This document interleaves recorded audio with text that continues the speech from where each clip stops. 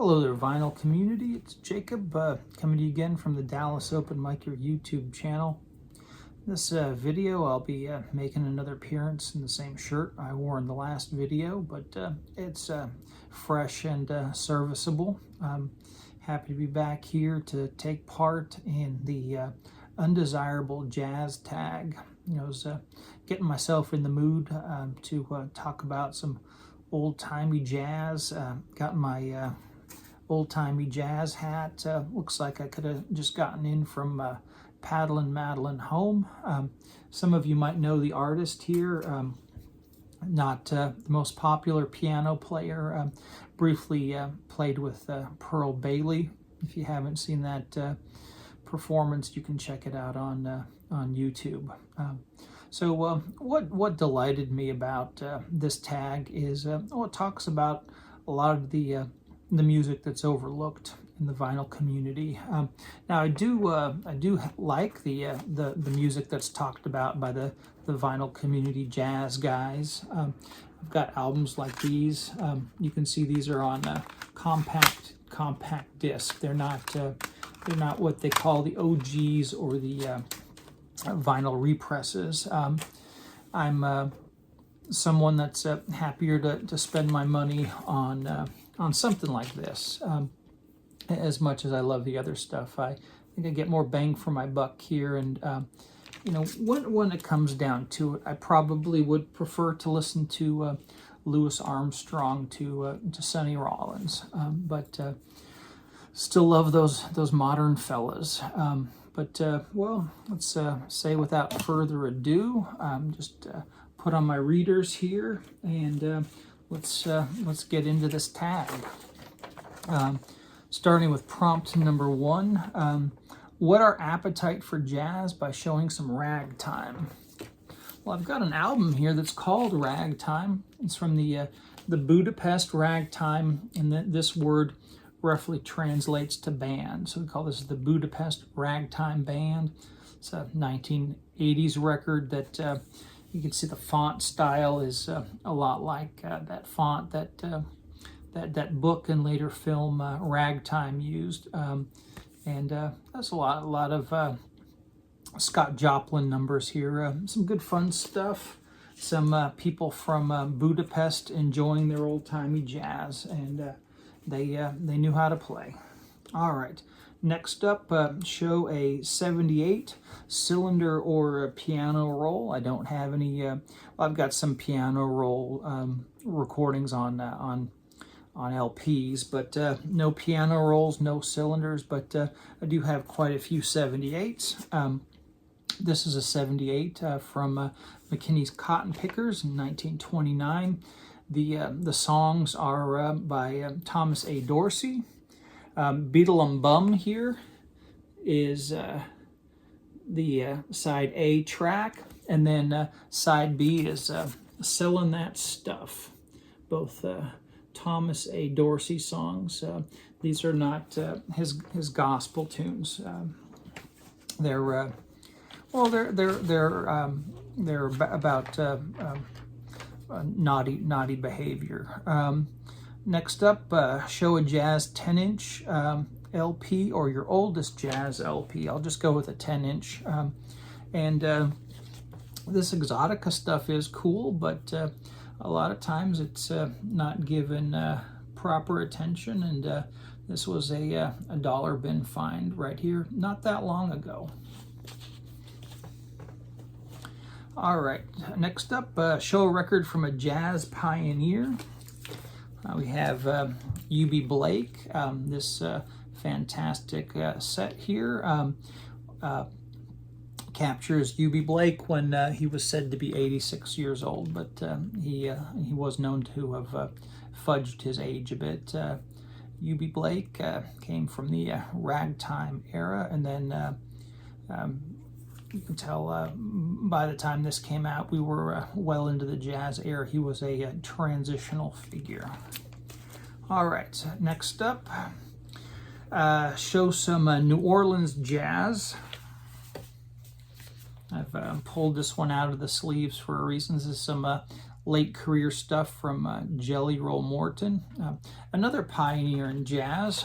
And the set here they show his business card, where he claimed to be the inventor or the originator of jazz. A bold claim, but he was able to get people taking him seriously enough to argue. Next up, show some jazz-related ephemera. So I got some sheet music. I don't read a note of music, but I do think sheet music's a lot of fun. This was a smash hit, Whispering, in 1920. Paul Whiteman sold over 2 million copies of his recording of this one. Not a particularly jazzy number for Paul Whiteman, but it is a very early smash jazz hit. Got a piece of history here, Maple Leaf Rag, that iconic image. Battered copy here, but absolutely stunning. And it's been so long since I've read the article, I forgot if it was any good, but delightful cover here. Louis Armstrong, looks like they crowned him the King of Jazz here in 1949. All right, what do we have next? I'm going to try to zip along here. Number 7 says flex by showing off some of your favorite Pablo records. If you don't have any Pablo records, you can substitute another cheap heat label if needed or desired. Well, Pablo, the prices are starting to creep up. People are discovering and talking about things like this Bassy Jam record as being too good to be so cheap, but these are certainly still more affordable than those Blue Notes. Now, probably my favorite thing on the Pablo label is the re-release of these Art Tatum records from the 1950s. I've got a handful from the set, these group masterpieces. This would be my favorite one, Art Tatum with Ben Webster. I got a handful of greats playing on this one.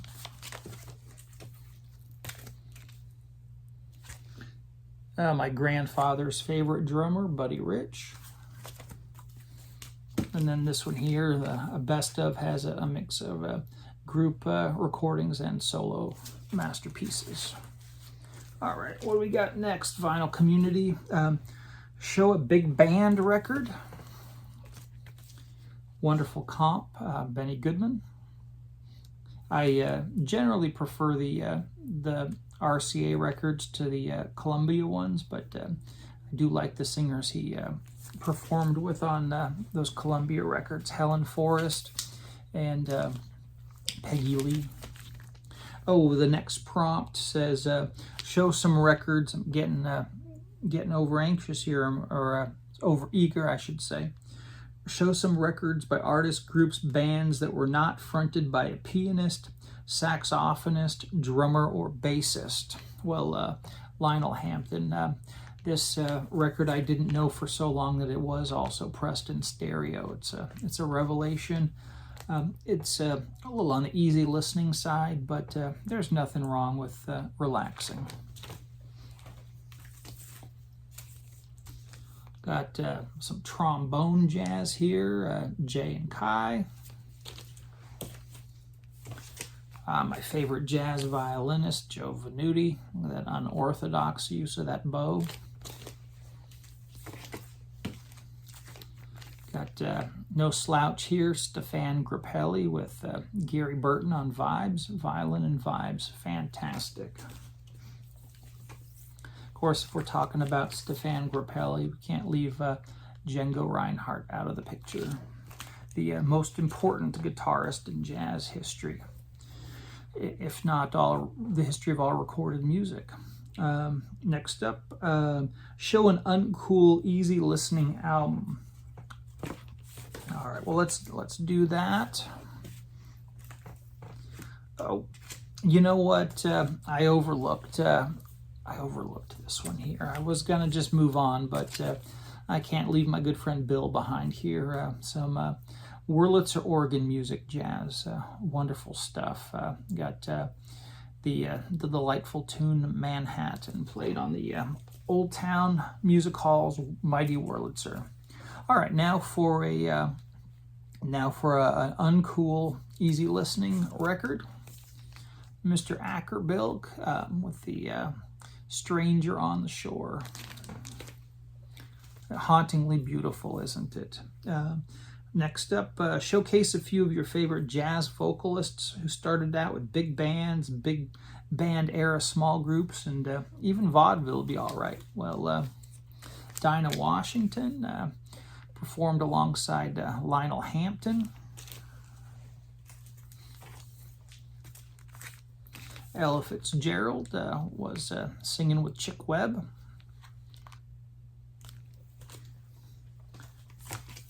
The Vaudevillian Bing Crosby also sang with Paul Whiteman and Gus Arnheim.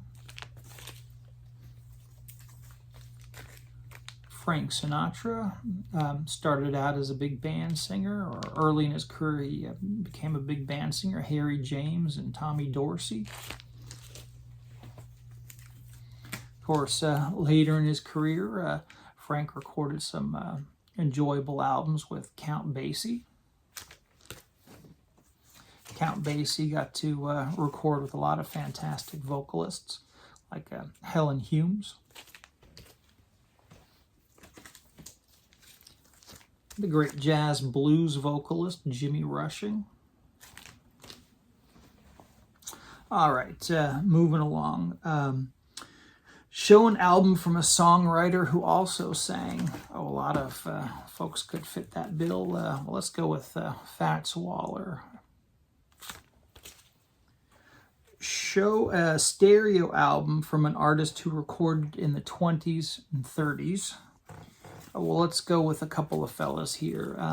Louis Armstrong and Duke Ellington started recording in the 20s, and here they finally got to team up in stereo. They're performing Duke Ellington songs, and the fun they were having in the studio just comes through on this record. One of my favorites. Next up, show a jazz vocal group. You got the Mills Brothers here with Louis Armstrong on a 1954 10-inch from Decca. I'm assuming this is on the Decca label, yeah, as they were both Decca artists. Next up, what do we got here? Show a record from an artist who you saw live. Share a highlight from the show. So one of my favorites, my favorite jazz musician, Dave Brubeck. Saw the Dave Brubeck Quartet 5 times, and the last time I saw him was shortly after I moved to Texas. I'd check on the Dave Brubeck website for concert dates, and I saw that Dave was playing down in San Antonio, and I thought that's in driving distance. It was a Saturday night show, and even better, it was a free concert, and drove down there. I used one of those discount hotel sites to get a room near the Alamo, and then walked over to a park where Dave Brubeck and his orchestra, or where's my brain, and his quartet were playing, and it was a wonderful time. I didn't realize that in Texas, these cities all over the state, they sponsored live concert events for people to show up and enjoy for free, and it was just a wonderful evening, chatting with people in the audience and enjoying the show, and enjoyed some delicious Mexican food down in San Antonio. A wonderful weekend. All right, next up,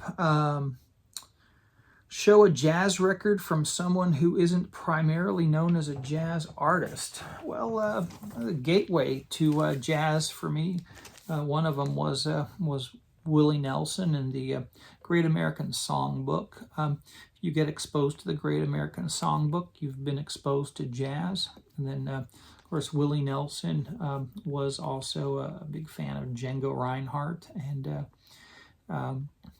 really was influenced by him with his guitar playing. And this record here, it's a wonderful jazz album. Next up, we get near the end of the show.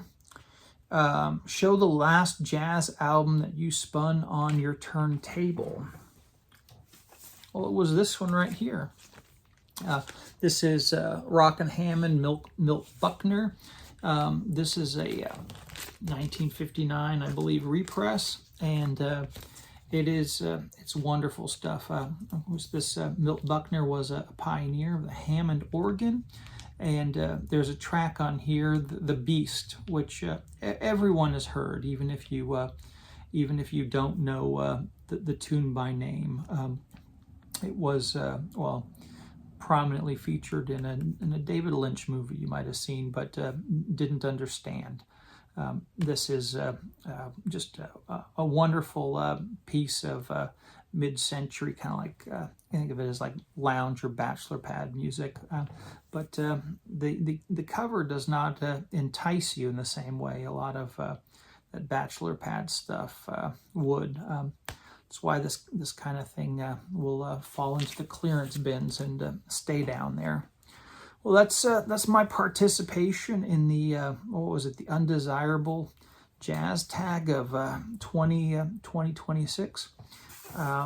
This was a lot of fun, and was happy to take part in this. I'll post the prompts down in my description, and it would be a thrill to see other people jump in on this one too. Happy 2026, everyone.